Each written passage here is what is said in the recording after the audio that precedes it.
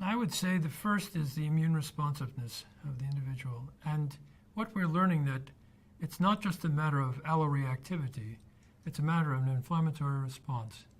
That's nature, and that's what has to be overcome. That repair includes damage before it becomes repair.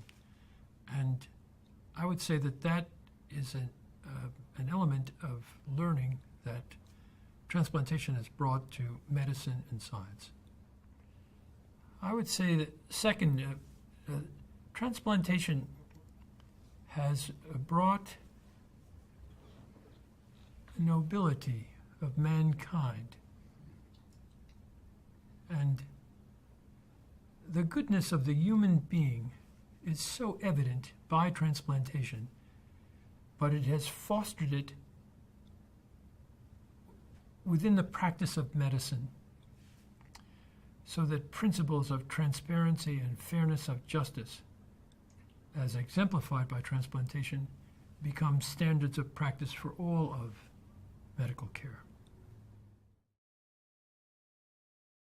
But the basic fact of restoring someone to be well just by the replacement of the whole organ that's already made for us and functional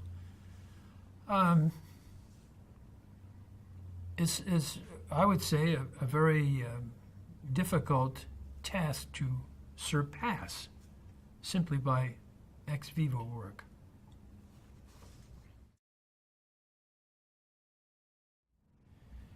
In my time, it's transitioned from what was a basic science career of leadership, expertise and sophistication, and contribution by science propelled one in leadership in the society.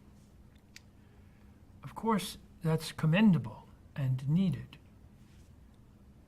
But in my time, what became also very necessary was to have the society relate to the practice of transplantation, not just by science, but by policy around this world. I came into the society in leadership at a time of an association of TTS with the World Health Organization. And so a strategic plan was developed so that we could make a fruit of that alliance. And we did so by the Declaration of Istanbul. We did so by the development of guiding principles at the WHO that became standards, then adopted by the World Health Assembly. So as I've mentioned, but we closed the loop of that job straight away. And now the rest of this time has been in its implementation around the world. And as it's turned out, people want that. They want a reference guide of what practice should be ideally with any given sphere of transplantation. So it's been a great delight to have that initial achievement and now to see it propelled around the world.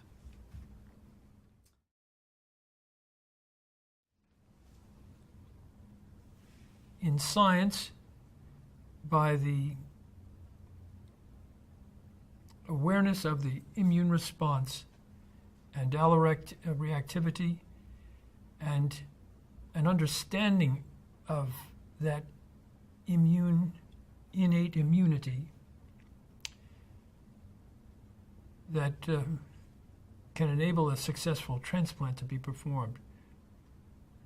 Of course, it was acknowledged with the Nobel Prize. And the benefit was not just in the occurrence, but in its widespread application. So thousands of patients have undergone transplantation successfully. That's a huge accomplishment and had their lives restored.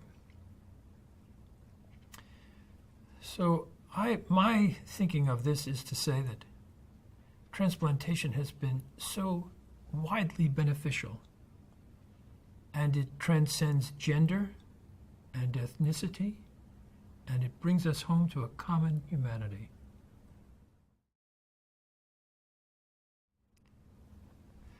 So when you think about the mission of the society in terms of science and education and policy, it's fulfilled that and made contribution in those three aspects by the development of immunosuppression, by our journal and congresses, and I would say by the Declaration of Istanbul. To foster, support, emphasize the need for research in organ repair. There are organs available that are already formed, mature, functional, but then dysfunctional upon their removal from someone deceased. And the technology must come along to enable that organ to recover its functionality and suitability for transplantation.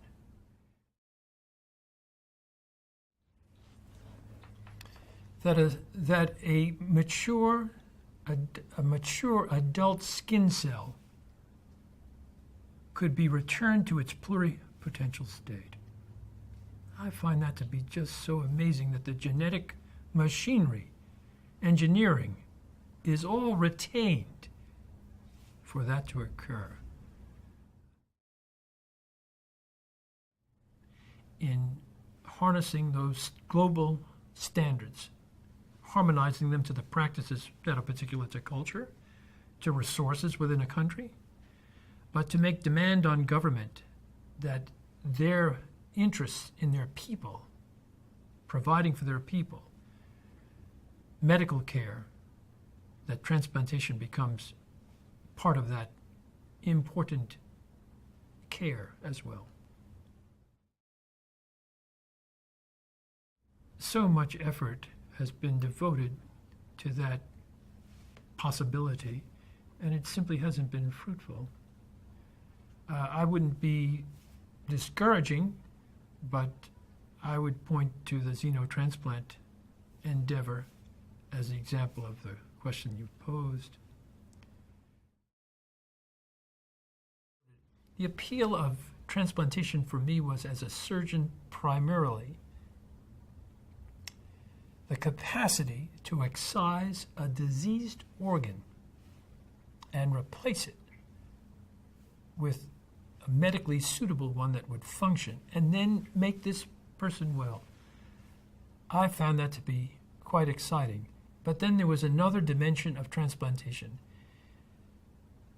In my career, we cared for the patients completely. So it was not just a matter of being a surgical exercise.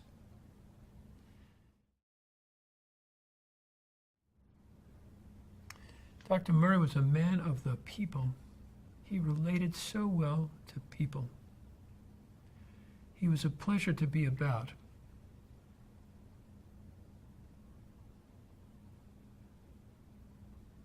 He represented the best of surgery and medicine. He was always inquisitive.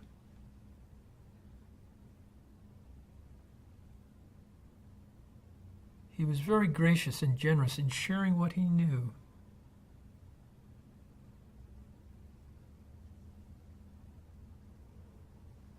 He was a very kind man. I knew him by our being at the same small little church on Sunday morning. I would see him there every Sunday at 7:30. He'd be sitting in the same pew, he'd be there alone, and he was so reliable in that regard. At the end of Mass, people would come up to him, and he was so happy to see them.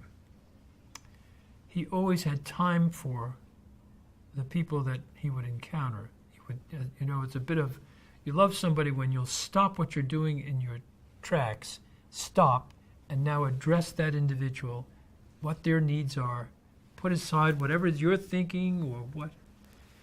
This was Dr. Murray. So I so enjoyed him as a friend, and he was so wonderful to me as a teacher. I miss him.